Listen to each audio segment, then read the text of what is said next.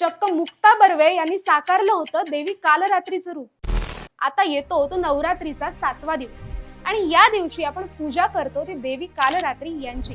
खोल अंधारातून भीतीवर मात करणारी ही देवी आहे आणि हेच रूप आपल्याला दिसलं जोगवा मधल्या सुलीमध्ये। मुळात मूवी मध्ये सुलीच्या आयुष्यातच अंधार होता।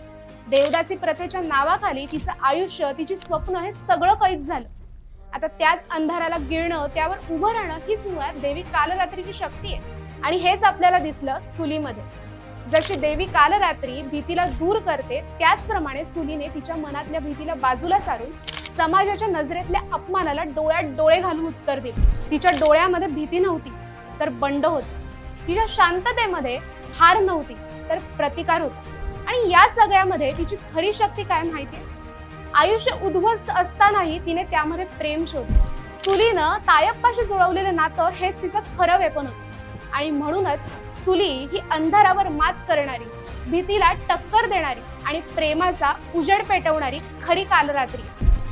आता तुम्ही जोगवा ही फिल्म पाहिली आहे का? आणि जर पाहिली असेल तर तुम्ही सुलीकडून काय शिकलात? आम्हाला कमेंट्स मध्ये नक्की सांगा। ही रील आवडली असेल तर लाईक करा, शेअर करा आणि आपल्या चंद्रकोर फिल्मच्या इन्स्टा पेजला फॉलो करायला विसरू नका आणि आपल्या YouTube चॅनलला सुद्धा सबस्क्राईब करा।